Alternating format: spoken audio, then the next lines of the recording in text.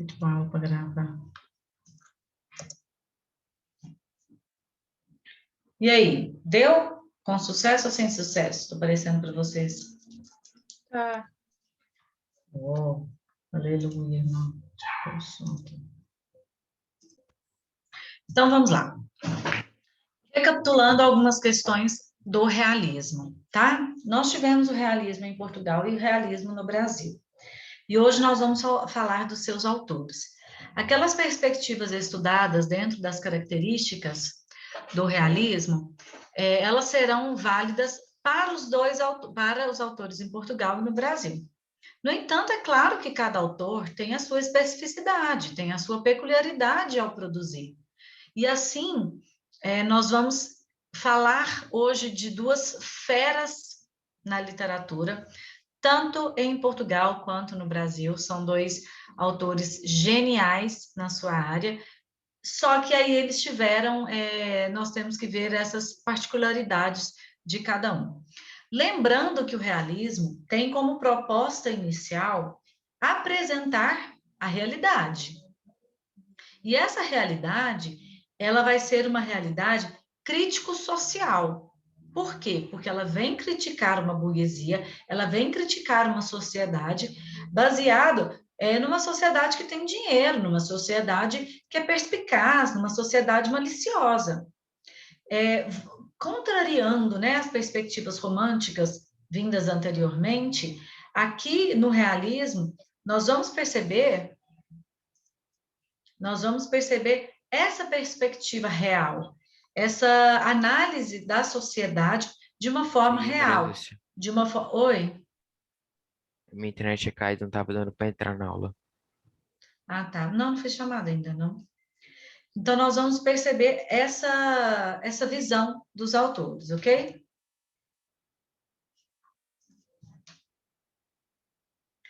Em Portugal, então, nós temos essa de Queiroz. Essa de Queiroz, juntamente com Camões, ainda é um dos autores mais consagrados portugueses.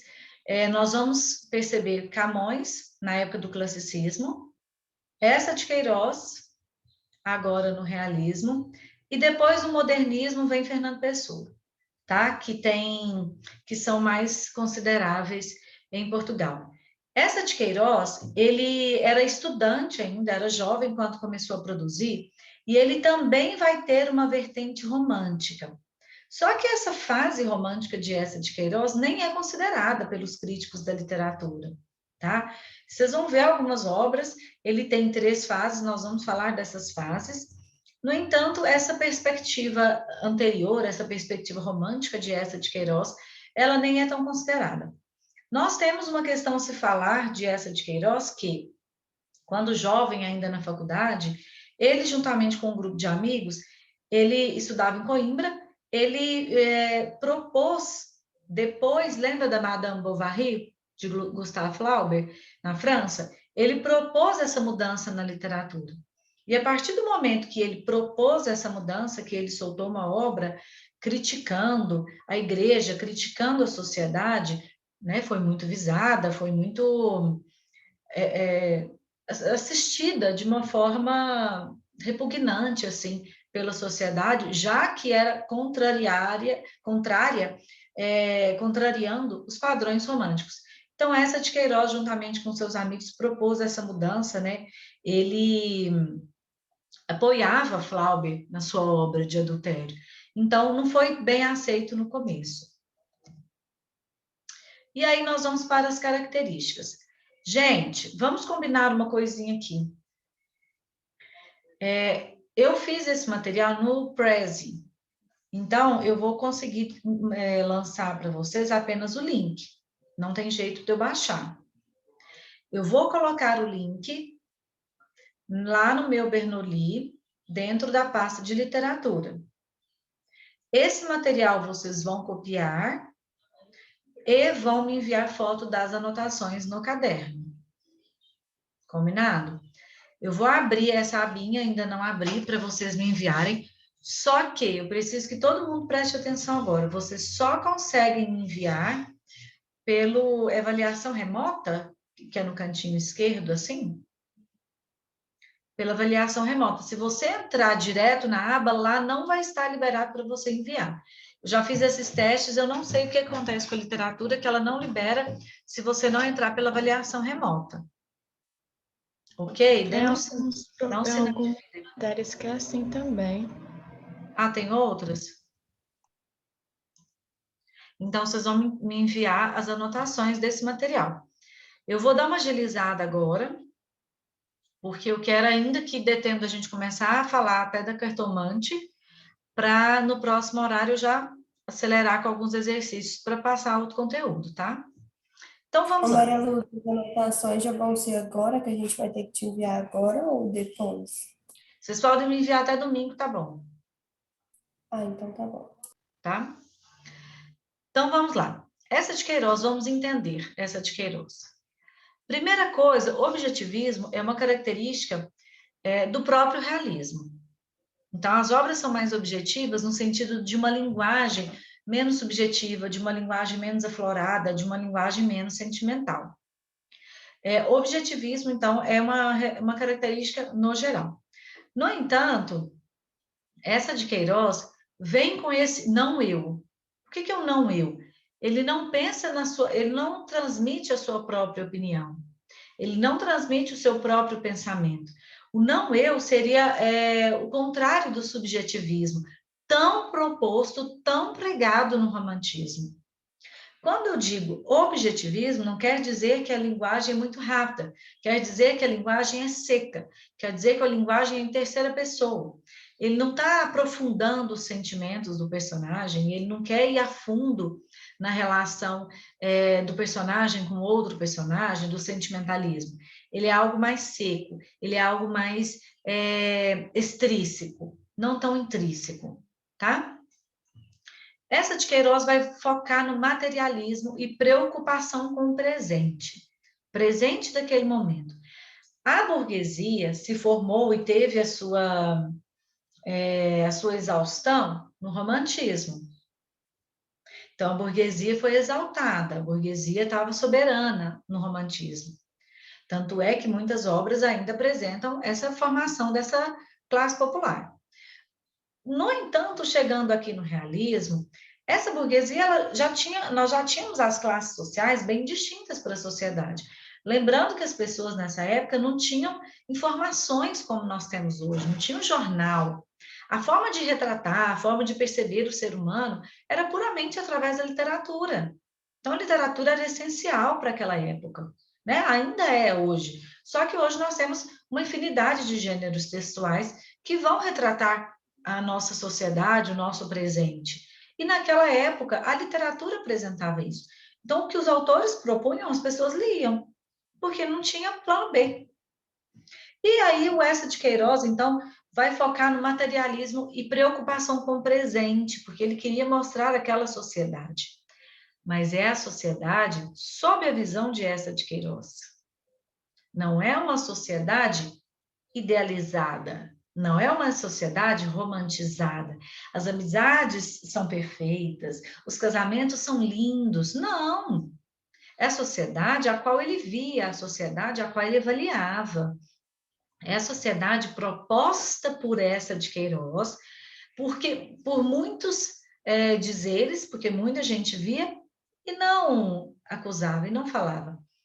Quem já assistiu ou já leu... Ai, sumiu o nome agora. Os Bridgertons.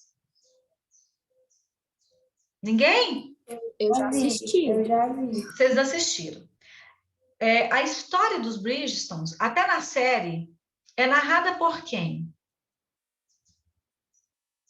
Lady Mondentown, lembra? Acho que é Esse nome Mondentown. dela, é isso aí. Lembra que ela narra o tempo inteiro? Naquela série, para quem lê o livro, então vai se deliciar muito mais, mas naquela série, eu tenho a realidade acontecendo e eu tenho a visão dela, eu acho que é Lady Mondentown, não me lembro o nome, gente. Alguém pesquisa aí. Eu não lembro o nome dela também, não. Eu só sei que é Lady Whistledown. Whistledown. Isso. Então, Lady Whistledown, né? Então, nós temos a história sob duas perspectivas, vocês lembram? A realidade e a visão dela. Como que era a visão dela? uma visão crítica, uma visão... Ela falava que a família... Ela era brega, né? As roupas eram exuberantes para aquela época. Aí ela falava dos Bridgertons, que eram muito visados na época, que tinham dinheiro, era uma família bem nada conservadora, era uma família bem moderninha para aquela época. Então, a visão dela era extremamente realista. Todo mundo vivia aquele sonho, aquela fantasia de ir nos bailes, as meninas serem cortejadas, né? Os casamentos encomendados, receberem flores, lindamente romantizado. E aí vinha a visão dela extremamente realista. Para quem não assistiu, eu sugiro que assista pelo menos um episódio para perceber essas duas visões, que é esse impasse que nós estamos vivendo nessa época, saindo do romantismo, entrando no realismo. Para quem já assistiu, consegue perceber essas duas visões em uma mesma obra? Que a gente vive a realidade, o sonho lindo dos Bridgertons e ainda caímos... vivemos no romantismo e ainda caímos na realidade, vista por Lady eu até esqueci o nome dela, Windsor. Enfim. Então, o Eça de Queiroz, ele volta com essa preocupação com o presente, mostrando essa realidade mesmo, a realidade vista por ele. E aí nós vamos ter essa característica extremamente importante aqui agora, o determinismo e o cientificismo. O que é isso? O homem enquanto ciência, o homem sendo estudado. O homem, ele faz isso diante de determinada situação. Por quê? Tanto é que essa de Queiroz, gente, ele vai ter uma crítica muito grande, que é a próxima característica, que é a crítica à igreja. Uma das principais obras, uma das mais famosas e excelente de leitura, é O Crime do Padre Amaro. Ele era um padre que comete um crime. Que crime seria esse? O adultério contra a igreja. Então, ele percebia isso. Ele era contra a igreja, não contra o catolicismo, sumiu a palavra que eu quero dizer, o cristianismo.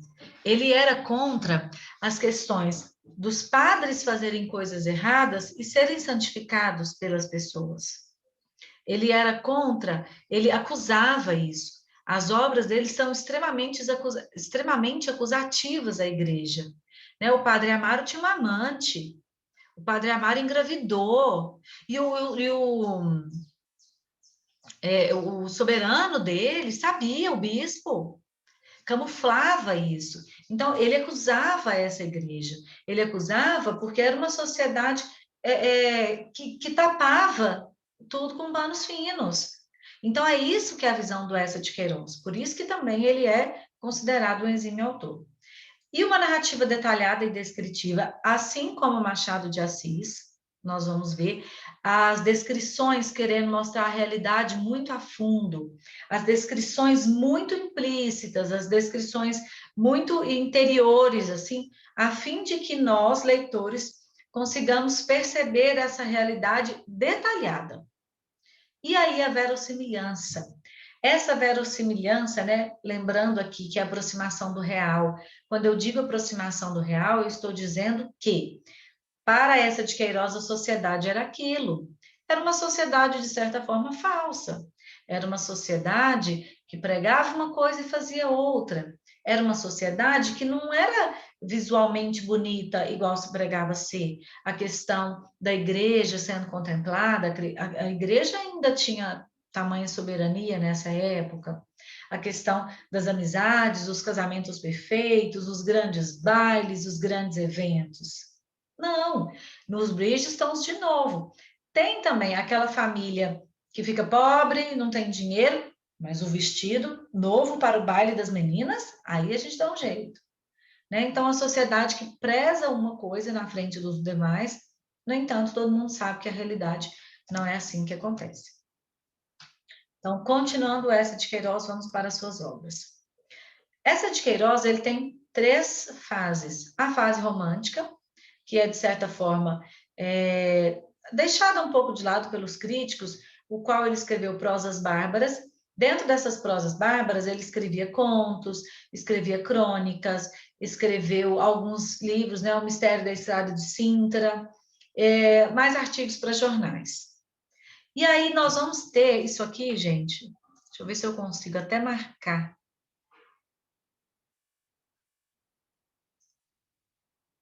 A trilogia famosa de Eça de Queiroz. Aqui é uma disputa boa de qual obra é melhor, tá? Qual obra vai analisar? O Crime do Padre Amaro, que trata dessa relação da igreja com a sociedade, uma relação falsa da igreja, tá? O Primo Basílio, que tem até um filme brasileiro baseado nessa obra. Também vamos tratar de questões do adultério. Lembra de Madame Bovary? Ela vai continuar aqui um pouquinho, né, com o Primo Basílio. E os Maias, que vai tratar de uma família, que são alguns capítulos, parecendo com os Bridgertons, assim, a divisão capitular, tá? Essa aqui é a obra realista de Eça de Queiroz, essas três. O Crime do Padre Amaro, Primo Basílio e os Maias. São cruciais aqui. A Cidade e as Serras, que já é uma outra fase de Eça de Queiroz, o qual ele já propunha, ele sai um pouquinho do realismo. Ele, sei lá, ele tem um final feliz, que nem sempre o realismo vem com essa vertente. A Relíquia também é uma obra que vai... A Relíquia eu não diria que entraria nessa terceira fase, eu já diria que a Relíquia sai do realismo e vai entrar nessa outra fase. É uma fase como se ele desse uma acalmada, sabe? Ele acusa muito a sociedade, ele atinge muito a igreja, e aí ele dá uma acalmada com a Cidade às Serras e a Relíquia. A Relíquia ainda é um pouco mais realista. Então, nós temos essas três obras principais, nós vamos trabalhar com elas, tá? O Crime do Padre Amaro, Primo Basílio e os Mais. São obras fantásticas de leitura. Deixa eu ver que o negócio não sai. Isso.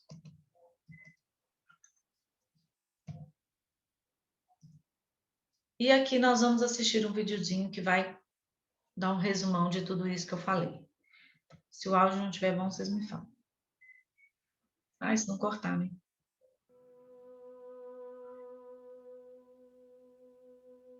Ixi, nem começou. Ah, começou.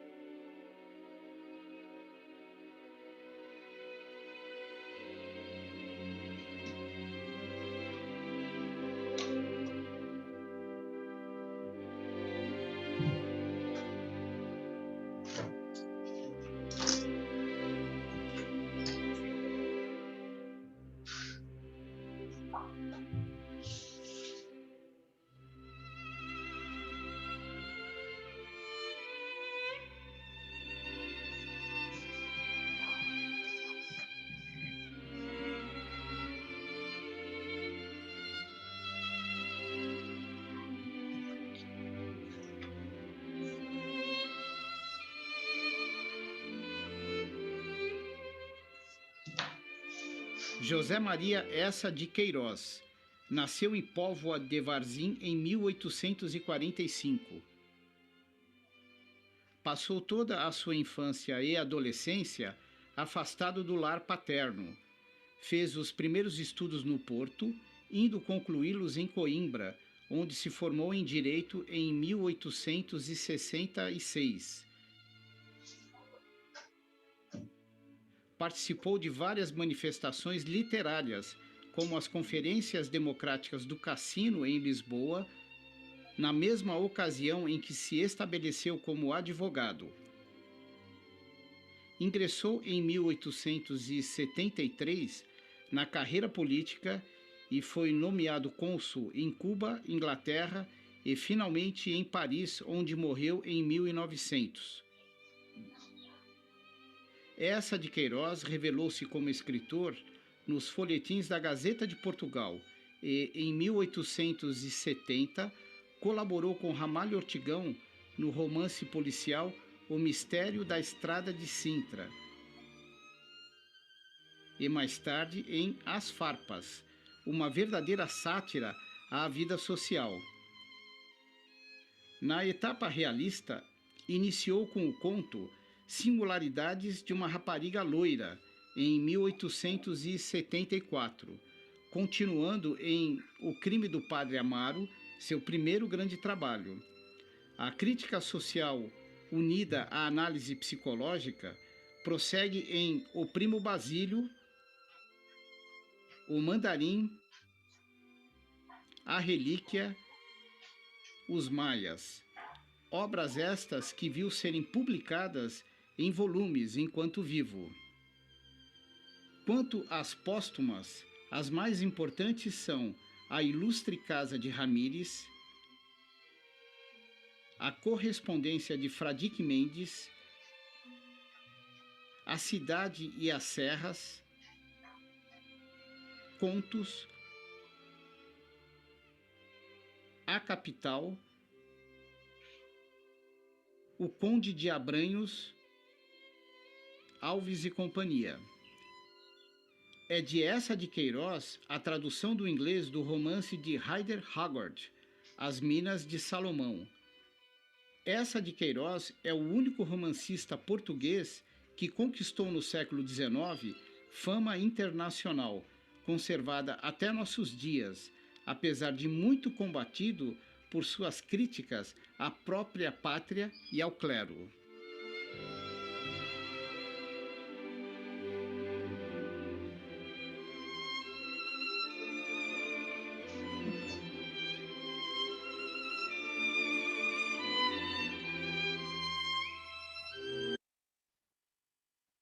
Alguma dúvida sobre Eça de Queiroz?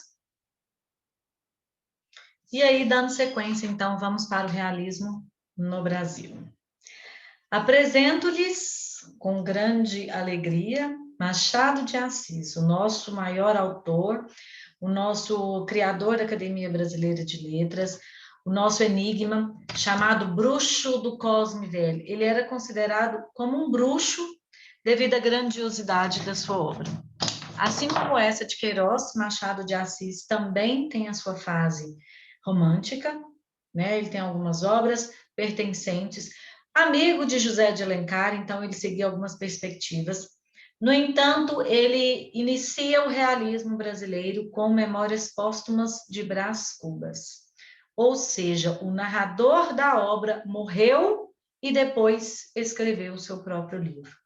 Machado de Assis traz uma exuberância, traz uma inovação na linguagem e na temática brasileira, a qual facilita a todos, a qual ele puxa o público para o lado dele, né? Machado de Assis, vindo de uma família pobre, filho de ex-escravos libertos, perdeu a mãe muito jovem, perdeu a irmã. Então, ele é todo um símbolo de grandiosidade, um símbolo de... conseguiu sobreviver, né? Conseguiu sobressair na vida. Machado de Assis é um dos autores até hoje mais completos, porque ele tem poemas, ele tem contos, ele tem crônicas, ele tem grandes romances, ele tem uma singularidade na linguagem, vocês já conheceram. Quem não leu vai ler no recreio A Cartomante e vai perceber a perspicácia de Machado de Assis, a forma com a qual ele trabalha com as palavras e é exuberante nisso. Primeiro patrono, né, da Academia Brasileira de Letras, criada por ele, e ele vai conseguir mostrar, ele ainda fala, né, que ele não pertence aos mais velhos no seu diálogo, no seu discurso de abertura, quando ele criou a Academia Brasileira de Letras, ele fala que ele não está que ele não é o mais velho, que ele não é o mais jovem, no entanto, ele tem sim uma experiência, né, pela sua vastíssima obra, pelo seu cardápio cultural extenso aí.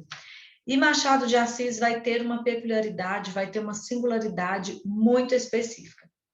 Considerando dois grandes autores, Eça de Queiroz e Machado de Assis, eles vão ter uma certa relia, tá? Um certo probleminha aí na sua trajetória. Machado de Assis chega a criticar o crime do Padre Amaro, de Eça de Queiroz, falando que é uma obra muito previsível, que para aquela época, né, já que Flaubert, ele trata essa questão do adultério e ele continua com essa perspectiva. No entanto, Machado de Assis também trata do adultério, né? O casamento visto como um jogo de interesses. O casamento não era real, não era por amor. O casamento era uma troca, né? O casamento era negócio. E aí Machado de Assis vai receber uma crítica, então, de Queiroz, falando que a sua obra parece de Émile Zola. Émile Zola é um autor europeu também, que da época do realismo, um dos primeiros, né, um dos pioneiros realistas na Europa, que também vai tratar essa questão do adultério. Maria Lúcia, Oi. esses movimentos, romantismo, realismo, eles foram originalmente criados na Europa ou no Brasil? Originalmente na Europa. Começaram lá. Mesmo aqui, é o nosso primeiro período pós-independência, né? Porque o Brasil tornou-se independente no final do romantismo. Aqui nós estamos independentes de Portugal. Mesmo assim, as perspectivas, as essências culturais vêm de lá. Vêm de lá. Nós vamos ter, Júlia, um período de mudança chamado pré-modernismo que aconteceu só aqui no Brasil. Os demais são derivados ainda da Europa. Até nós chegarmos no século XX, na segunda, terceira fase modernista, aí que nós vamos ter uma perspectiva um pouco mais brasileira, um pouco mais individual. Até então, são ainda resquícios europeus, né? Nós vamos pegar o restinho da Europa aqui e trabalhar em cima deles. E aí, então, Machado de Assis tem uma linguagem altamente ousada. Para quem leu, e para quem já começou ou for ler Dom Casmurro, vocês vão perceber uma linguagem altamente ousada para aquela época. É claro, nós não estamos falando de funk atualmente não, tá, gente? Nós estamos lá no final do século XIX, então nós estamos tratando de uma linguagem ousada para aquela época, uma linguagem experimental, já que o romantismo propunha aquela linguagem melosa, uma linguagem mais subjetiva, mais sentimental. Então, é uma linguagem inovadora. Lembrando que o realismo e o romantismo são opostos. Tudo que tinha no romantismo não vai ter aqui agora. Então, uma linguagem ousada. E aí nós vamos entrar num ponto importante. A metalinguagem. O que é a metalinguagem, gente? Função da linguagem que vocês viram lá em português.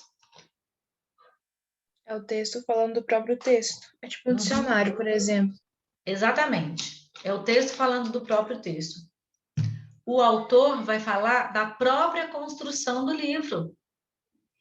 O livro vai ter a própria construção da história, do próprio enredo. Nós vamos ver isso em Memórias Póstumas de Brás Cubas, a sua primeira obra realista. Ele vai, e aí eu vou entrar nesse último ponto aqui, ó, digressões. O que são digressões? Presta atenção nessa palavrinha e memoriza. Digressões, eu vou explicar o que é. As digressões é quando o autor, ele vive o momento presente. Então, o narrador está falando do momento presente. No entanto, para que o leitor entenda o presente, ele precisa saber de algo do passado. Então, o narrador, ele para o momento presente, ele para o que está acontecendo na história, e ele vai conversar com o leitor para explicar-lhe sobre o momento que passou. Então, ele volta, ele explica o momento que passou e ele retoma o presente. Sendo que ele para te explicar o momento que passou, ele vai analisar o ser humano de forma psicológica, porque o ser humano está pensando e analisando aquele momento que passou para compreender o presente. O ser humano aqui, para Machado de Assis, vai ser analisado conforme o seu pensamento. O ser humano analisado psicologicamente, através dos seus pensamentos, das suas vivências no passado e no presente. Tá? Então, nós vamos ter uma análise psicológica do ser humano. O ser humano vai ser estudado enquanto ciência dentro da psicologia. Freud explica. Aqui nós vamos entrar na psicanálise de Freud. Tá? O ser humano, ele é uma relação do seu momento presente, do seu pensamento, do seu momento passado. Então, essas digressões, essas retomadas ao passado, essas pausas no momento presente da obra e essas retomadas ao passado, elas serão constantes nas obras de Machado de Assis, no seu período realista, tá? Assim como essa de Queiroz tem uma trilogia, Machado de Assis também vai ter uma trilogia aqui. Então, nós vamos falar daqui a pouco, só um pouquinho. Machado de Assis é extremamente irônico. Todas as obras de Machado de Assis, um ponto que eu vou retratar é isso. Onde que está a ironia de Machado de Assis? Só que Machado de Assis, a gente tem que tomar bastante cuidado ao ler Machado de Assis, porque ele é irônico, mas ele é pessimista. Para Machado de Assis, o ser humano não é bom, o ser humano é falso, o ser humano é maldoso. Então, ele é cético. O que é uma pessoa cética? Incrédula, não acredita no ser humano. Ele não acredita no ser humano. E aí ele vai mostrar um ser humano malicioso, um ser humano que tem as suas artimanhas para conseguir o que quer, um ser humano maldoso, um ser humano cruel, um ser humano falso. Só que ele não vai rasgar o verbo, ele vai tratar essa falsidade do ser humano com ironia. Então a gente tem que tomar cuidado nessa análise sutil do personagem do Machado de Assis. Porque ele é irônico, ele vai tratar essa malícia, essa maldade, através de uma ironia. Tem uma frase famosa de Machado de Assis, que é no próprio Memórias Póstumas de Brás Cubas. Marcela amou-me durante 15 meses e 11 contos de réis. Olha só, ele quer mostrar a falsidade do ser humano. Marcela amou-me durante 15 meses e 11 contos de réis. Enquanto ele tinha dinheiro, Marcela o amou. Percebam a ironia, mas o cutuco, a cutucada que ele dá na Marcela, falando, enquanto eu tinha dinheiro, ela gostava de mim. Aí ele quer explicitar a maldade do ser humano, a falta de sentimento do ser humano, mas ele quer falar de uma certa irônia, de uma forma irônica. Esse é Machado de Assis, aquele que vai misturar a realidade com a ironia para que as pessoas não percebam que o ser humano é maldoso, que o ser humano é ruim. Isso é um ponto extremamente crucial na obra de Machado de Assis. Isso o torna grandioso. Eu pedi que vocês lessem Dom Casmurro. E o grande ponto-chave de Dom Casmurro é Bentinho, o personagem que narra a história, o narrador personagem, ele traiu... Gente, vocês vão me falar no horário? Quantas horas? Foi 37. Ai, já está acabando, que coisa. E aí, Bentinho, traiu ou não traiu a sua esposa? Ó, Capitu traiu ou não traiu Bentinho? Só que a obra é contada pela visão de Bentinho. E aí você vai conseguir... Mas é claro que Bentinho conta a história dele, ele vai falar que Capitu traiu. Não. Machado, ele tem tanta malícia ao trabalhar com as palavras que ele consegue contar a obra pela visão de, entre aspas, usando um português, um chifrudo, de acordo com ele, né?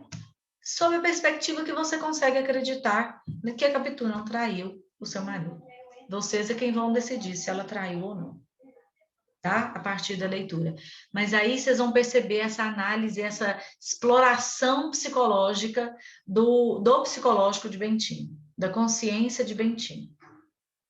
Uma visão feminina extremamente desvinculada do conservadorismo, né, da mulher idealizada, da mulher perfeita, da mulher dona de casa, da mulher que fica em casa cuidando da casa e da sua beleza. Não, uma visão completamente fora disso. E aí nós temos uma particularidade um pouquinho difícil. Tempo psicológico. Como ele está vivendo o presente, ele para retomar, aí nós temos esse tempo psicológico através das digressões. Ele vive o tempo presente, a obra não é linear, tanto é que Memórias Póstumas de Brás Cubas começa, ele morre primeiro depois que ele nasce. Então, não é confuso de leitura, mas já é uma perspectiva que não segue uma certa linearidade. Eu vou deixar para falar das obras de Machado de Assis no próximo horário. Gente, espero que vocês leiam agora no intervalo, para quem não leu. Nós vamos usar essa obra, nós vamos entender todas essas características de Machado de Assis em A Cartomante, e eu vou propor uma outra leitura para a semana que vem, tá? Aliás, semana que vem é feriado, mas aí a gente combina no sexto horário, tá? Obrigada pela presença, até daqui a pouco. A gente se vê no sexto horário. Tá bom? Tchau, Maria Lúcia. Tchau, Maria Beijo Lu. pra vocês. Obrigada, gente. Eu faço chamada no sexto horário.